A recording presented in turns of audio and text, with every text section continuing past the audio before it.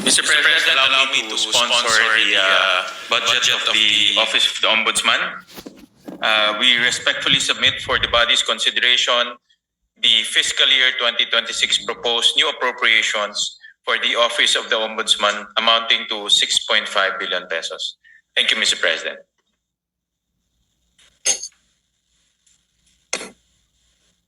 Thank you, Mr. President. You go ahead, Senator Marcoleta, you're recognized. Mr. President, in several decisions of the Supreme Court, the Office of the Ombudsman was admonished for grave abuse of discretion, for acts of bending or twisting the law to expand its powers. I may cite several jurisprudence if I must.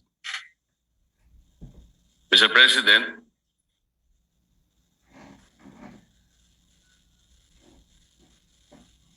if I will be required. And we all know that the present Ombudsman, Mr. President, publicly flouted his predilection to bend the law. Does he believe that these decisions of the Supreme Court are wrong and he is not bound by these decisions? Mr. President, the new ombudsman intimated to me that his direction is to abide by the Supreme Court decision, and the rule of law is supreme. And therefore is not correct, and there is no basis for flouting those statements publicly declared that bending the law is all right, provided that he is not breaking the law. Mr. President, it's a figure of speech, Mr. President. Mr. President, why figure of speech? The Office of the Ombudsman is a high office. We're not supposed to be guided by figures of speech. Our people might be misled into believing that it's all right to bend the law, provided we do not eventually break it. It should be explained succinctly, Mr. Speaker. It should be explained very well that that is not correct. That he was wrong in saying that. He was very wrong in confirming and even affirming that publicly in one of our hearings in the Blue Ribbon Committee. Can we expect that, Mr. President, for the Ombudsman to do?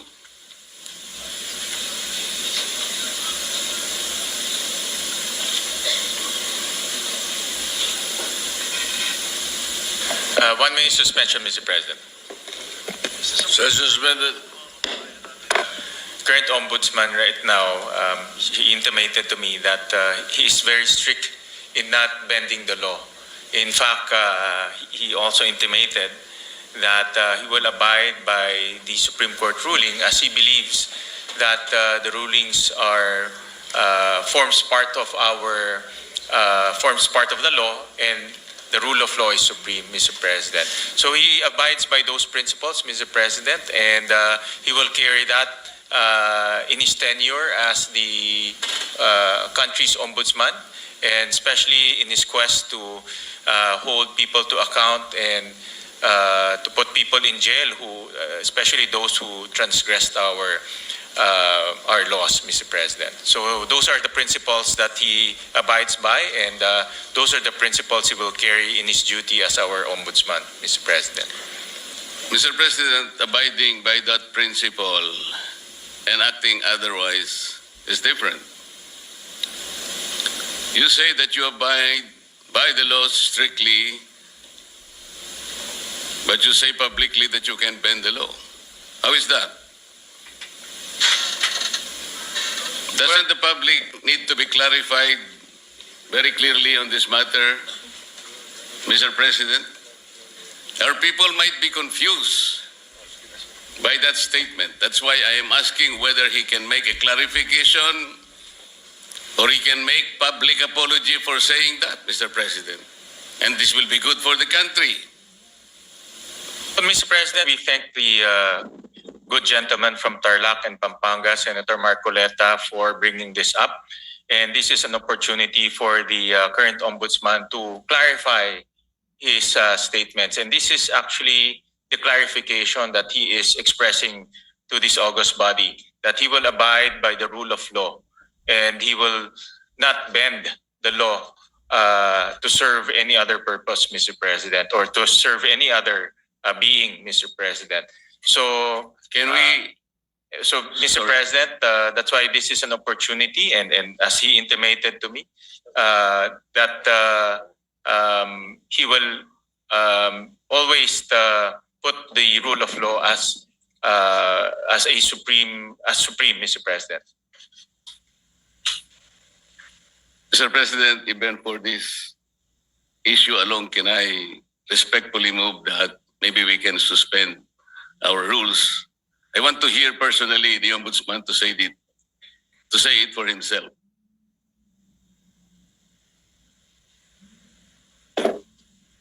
One minute suspension, Mr. President. Session suspended. What is your pleasure after that motion? Mr. President, with all due respect to the good gentleman from Tarlac and Pampanga, the Senator Marcoleta, we have very, very rarely given way to such a motion to suspend the rules, especially during budget plenary deliberations, with all due respect to Senator Marcoleta. So I apologize that it may not be possible also this morning, Mr. President. So therefore, we are not entertaining the motion. We are not entertaining the motion, Mr. President, but the chairman remains fully capable of addressing the important issue raised by the good gentleman. All right, thank you. Thank you, Mr. President. Thank you, Yes. Majority Leader. Muli nagpapasalamat po kami kay Senator Marcoleta at tinanong niya po yung itong issue. Nagbibigay po to ng oportunidad para sa ating bagong ombudsman klaruhin yung kanyang mga nasabi. At wala akong intention to bend the law. No, that's very clear. In fact, ang prinsipyo po ng ating bagong ombudsman is to follow the law and uphold the law. Dahil naniniwala siya na ang rule of law is supreme, Mr. President. So, para lang klaro, no, na itong nasabi niya ay isang figure of speech, pero wala akong intensyon na baliin po ang batas. Dahil ang kanyang intensyon ay ipatupad ng batas ng may integridad at may katarungan, Mr. President. Mr. President, kaya ko lang naman po ipinipilit ang bagay na ito sapagkat I think even the ombudsman as a lawyer himself believes in the court doctrine of our legal system, dura lex sed lex. Yung sinasabi nating bending the law will be inconsistent totally with this core legal system. Hindi mo po pwedeng kahit na konti. Tatanong ko nga sana to what extent can you bend the law that can still be acceptable? Hindi po pwede. Dura lex sed lex. At ako rin po, sumasang-ayon po sa kay Senator Marcoleta, the good gentleman from Tarlac, Pampanga, na ang batas po ay dapat ho natin ipatupad. At wala ho yan tinitignan. Kaya ho naka-blindfold po si Lady Justice dahil wala ho tinitignan. At yan rin po ang assurance ho ng ating bagong ombudsman. Dito po sa bulwagang ito at sa lahat po sa sambayang Pilipino na nanonood ho sa atin na ipapatupad niya ho ang batas na may integridad po. Kasi po, Mr. President, nakakabagabag talaga. Sana po figure of speech lang. Pero nagkaroon po kasi ng pagkakataon na hindi figure It's yun eh. Dahil doon sa isang pagdinig sa Blue Ribbon Committee, nakita naman po nating lahat. When a particular witness applied for witness protection program, and the law is clear, the provisions of law on the requirements on how to apply for a witness under the witness protection program, nandun po lahat yun eh. The enumerations, the requirements are exclusive. Pero sinabi po ng ating ombudsman, then the Secretary of Justice, pinipilit po merong restitution. I advise him that he cannot do that because restitution does not appear in the law. But Mr. President, he insisted. So doon po nagkakaroon ng problema. While publicly, he declares that he upholds the law to the fullest. Pero in reality, it is not being done. How can you put a requirement which is not in the law? And he said that was his opinion. His opinion will not even matter, Mr. President. Does that opinion will even prevail over the strict provision of law? Yun po yung aking ikinatatakot, ikinababahala, na nami-mislead po yung ating mga mamamayan eh. Pati ang ating processes po ay nalalagay sa alanganin. That is why this is very important. Na kailangan po masettle natin ang issue ito. We cannot bend the law.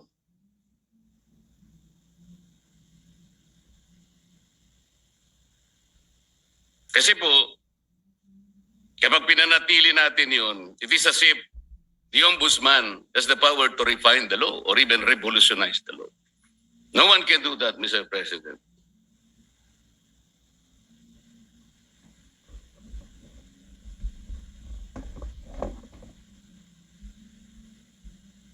Kasi po, tingnan na, ito pa po yung nakakabagabag. Still falls on this very subject, Mr. President. Kamakailan lamang po ang ating current ombudsman ay nag-announce na sa mga darating na araw, meron pong may issuean na warrants of arrest. Na mga iba po ay kasama pa natin sa kapulungan ito, Mr. President. Mr. President, may I ask whether the Office of the Ombudsman has the power to issue warrants of arrest?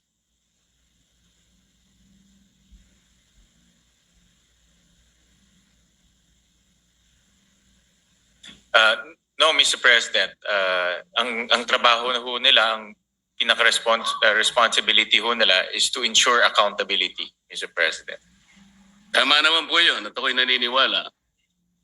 Pero bakit niya po kaya nasabi yun that on such a particular date warrants of arrest will be issued? Does he think that he can preempt the Sandigan Bayan or even the RTCs, Mr. President, to issue the warrants?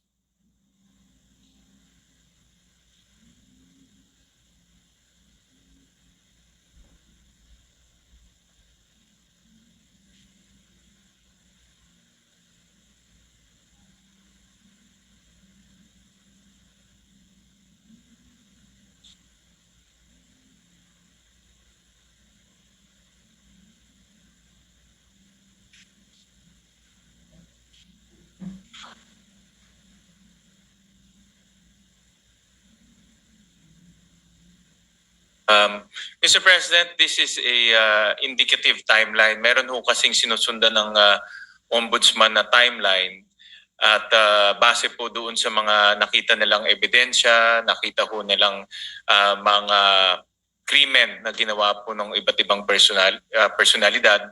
Kaya po ito ay parte lang po ng kanilang timeline. At yun lang naman po yung inexplain ng kasalukuyang ombudsman, Mr. President. Mr. President, the Office of the Ombudsman is following a timeline. So paano po niya nasabi na on December 5th, anong date po ba yun? Ito po yung nakakatakot, Mr. President. paano po natin mapapaniwalaan na sa timeline na sinet ng ombudsman, may palalabas niya yung warrants of arrest? Hindi ba ang ibig sabihin nito, pwede niyang i-preempt ang decision ng Sandigan Bayan or the RTCs because he's following a timeline. And the most intriguing issue here, Mr. President, is that he might be able to influence and preempt the decision of the RTCs and the Sandigan Bayan just to make that timeline a reality. This is a very dangerous proposition, Mr. President. But Mr. President, hindi naman po, no, dahil alam naman ho natin ang Sandigan ay under the ambit of the judiciary. Iba naman po ito sa trabaho po ng ombudsman. Pero bilang ombudsman, nakikita ko ho na dahil sila po ang magfa-file ng kaso, very optimistic ho sila na yung kanilang ifa-file na kaso meron pong kinahitnatnan at meron pong resulta. So yung resulta na gusto ho nilang mangyari ay mag-issue ho ng warrant of arrest. No? Kasi very confident sila na yung kaso ay matibay. At very confident ho sila na yung ebidensya ay matibay. At yun din po ang gusto natin lahat. Ako po, very hopeful rin po ako na yung kanilang kaso at kanilang ebidensya ay matibay dahil ako rin po bilang isang Pilipino, gusto ko rin pong managot yung mga taong dapat managot. Pare-pare po natin gusto mapanagot natin ang may kasalanan, Mr. President. Wala pong debate doon. Hindi po yun ang punto ng pagtatanong na ito, Mr. President. But the ability of the Office of the Ombudsman to predict even the timeline when the warrants of arrest can be issued is something that is troubling, Mr. President.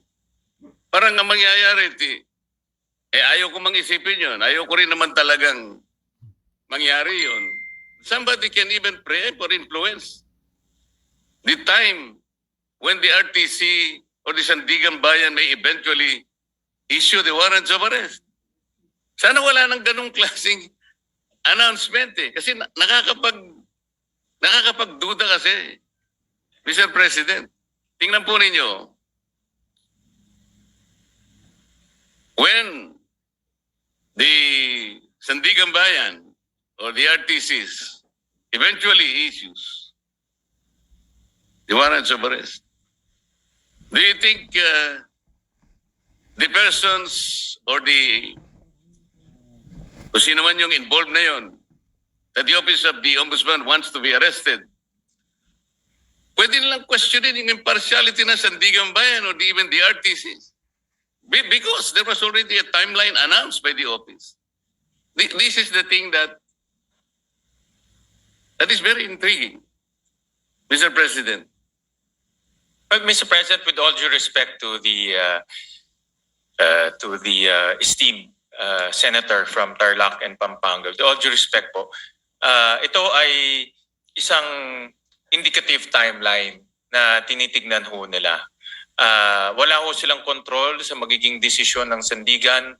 Wala ho silang control kung ano po magiging takbo sa Sandigan. Pero base po sa kanilang experience at base po sa kanilang pag-ayos ng kaso, lalo na po sa pagtingin po sa ebidensya, ito po yung tinitignan nilang timeline na pwedeng mangyari. Pwede rin ho yan hindi mangyari.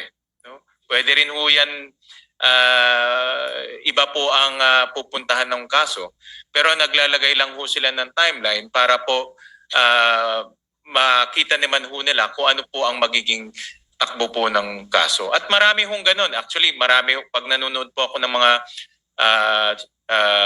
political shows sa YouTube, marami pong mga political analyst, mga legal analyst, sinasabi ho nila, ano po ang magiging takbo ng kaso, kailan po may makukulong, kailan po may i-issue ng mga warrant of arrest. Yan po ay based on their analysis and experience. Pero wala hong assurance, hindi ho yung magiging 100% na ganun po ang kinahitnatnan po niyan o ganun po ang kalalabasan. Ganun din po sa ombudsman. Ito po ay sa kanilang tingin ay posibleng mangyari. So do you think announcing a particular timeline, Mr. President, is even necessary? Ito po ay for purpose of information, Mr. President, and para po mabigyan din po ang publiko ng kanilang opinion pagdating po sa magiging takbo po ng kaso. Mr. President, ang sinasabi po ng representasyon na ito, hindi naman kailangan pang i-announce yun eh. Dahil magkakaroon lang po ng pagdududa ang ating mga mamamayan, lalong-lalo na po yung mga taong gusto nating ipa-aresto, sapagkat hindi naman kailangan na mag-announce pa. Kasi kapag sinabi mong meron po kaming timeline, parang siguradong-sigurado na po kasi ng opisina ng ombudsman na talagang mag-i-issue yung either the Sandigan Bayan or the RTC doon sa panahon na kanyang tinutukoy. Di bali, maiisip ninyo, nasa ilalim pala ng impluensya ng ombudsman o ng RTC, ang mga korte, nai-impluensyahan pala ng ombudsman ang mga korte. Ganun po yung magiging maaring isipin eh. Maring hindi totoong yun ang gustong gawin ng ombudsman. At naniniwala naman ako na hindi niya intention yun. Ngunit para bigyan po ninyo ng pagdududa ang ating mamamayan, lalong-lalo na po yung mga taong involved nga at gusto nyo ipa-aresto, parang hindi kailangan pong mag-announce pa eh. That is the only point, Mr. President. Yeah, I'm sure andito po ang ating ombudsman at nakikinig ho siya sa mga suhestyon ng ating senador at bibigyan ho nila yan ng konsiderasyon. Salamat po sa sagot. Mr. President, yung ating pong deputy, ano yung tawag doon? Deputy Overall Ombudsman ay taga-Bisaya, Mr. President.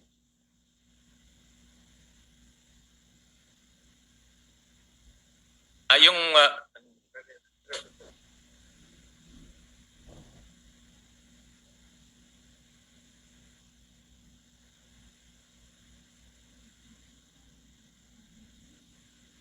taga Mindanao po yung ating current Deputy Ombudsman. Tama ho kayo. Overall Deputy Ombudsman. Overall Deputy Ombudsman is from Mindanao, but he is also the Deputy Ombudsman for the Visayas, Mr. President. Opo, tama ho. So, yung acting po, yung acting. the overall Deputy Ombudsman and also the Deputy Ombudsman for the Visayas regularly travels from his place to Luzon and nabagastos po yun. Necessary po ba na sino po nagmamanage sa Ombudsman Office sa Cebu?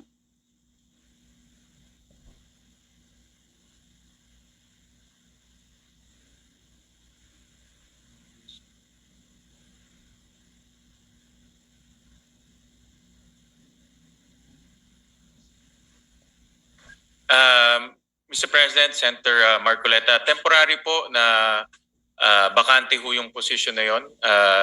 Pero later on ho, ma-field up rin ho yung position. Pero sa ngayon po, dahil bakante ho yun, minomonitor po ng ating ombudsman itong mga opisina ito gamit po ang modernong teknolohiya tulad po ng Zoom, tulad po ng conference calling. So in other words, hands-on po ang ating ombudsman na sinisigurado niya itong mga opisina na ito ay tumatakbo ng maayos. Alin po yung bakante, Mr. President, yung overall Deputy Ombudsman o yung Deputy Ombudsman for Visayas?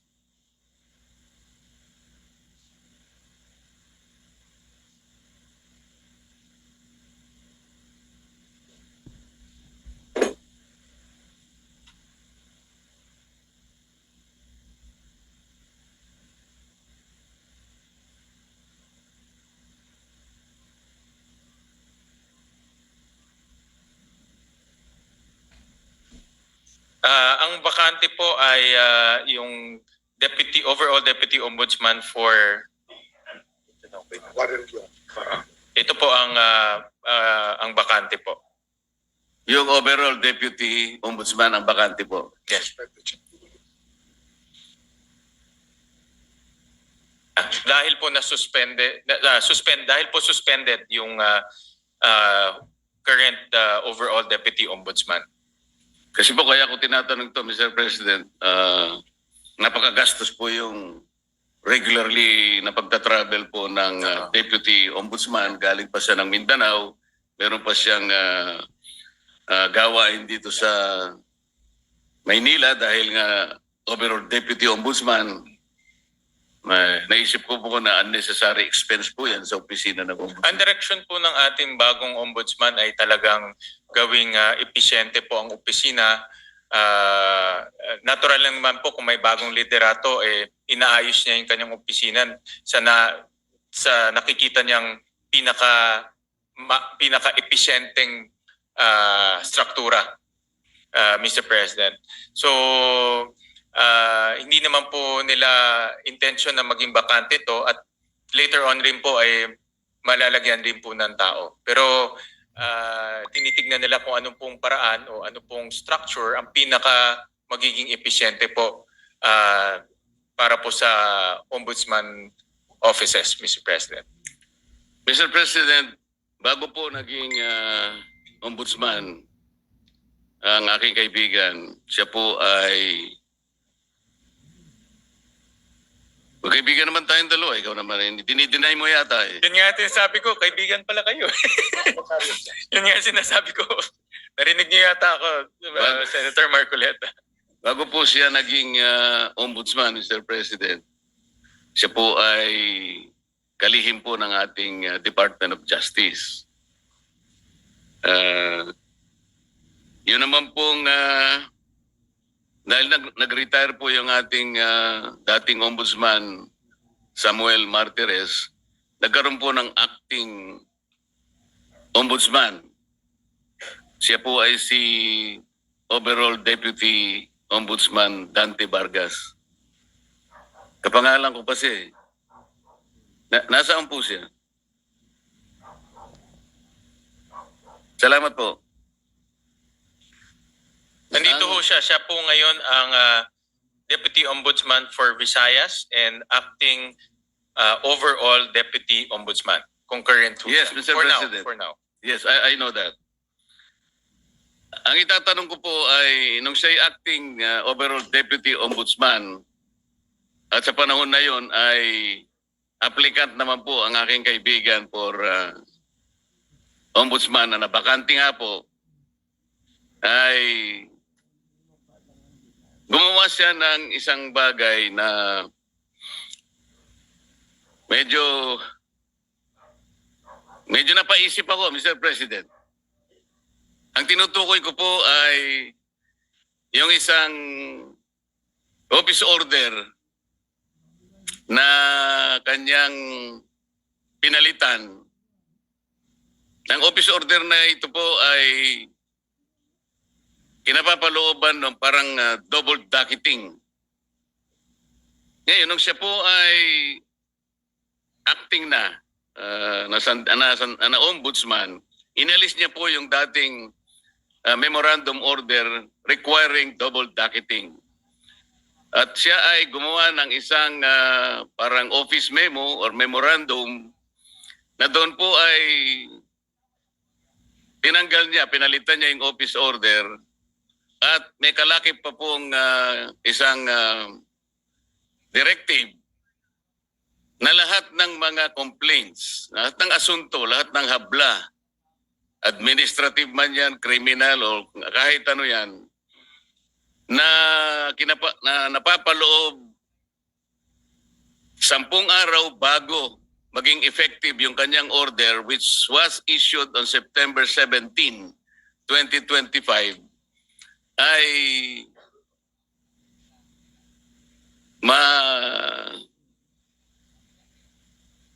mawawala po yung sa docket. Ibig sabihin, ma-undocket yung mga complaints. 10 araw bago ma-issue yung kanyang memorandum circular or memorandum order. Mr. President, nagkataon po,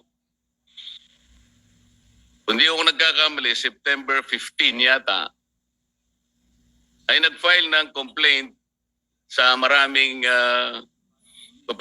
opisyales ng ating pamahalaan. Kasama po yata si noon ay dating Secretary of Justice, ang aking kaibigan. Sa Makati, napaloob po siya doon sa 10 araw na siya sinasabi doon sa kanyang directive na mawawala po yung docket. Ang ibig sabihin po noon, Mr. President, pag nawala yung docket number, hindi na siya magiging active case kung hindi siya ay malalagay sa kategoryan na mga cases under evaluation. Ibig sabihin, Mr. President, wala pang active case, wala pang kaso. Sapagkat nawala ng visa yung naunang office order ng dating Ombudsman Samuel Martires. Yun po ang naging daan, Mr. President, kung kaya nakapag-issue ng clearance ang opisina ng Ombudsman. At dahil nga po, mistulang walang kaso laban sa aking kaibigan, nasama siya doon sa shortlist na pagpipilian ng ating Pangulo na susunod na Ombudsman ng ating bansa. Mr. President, wala bang, yung ba pangyayaring yun ay, is there something much to be desired in the entire process, Mr. President?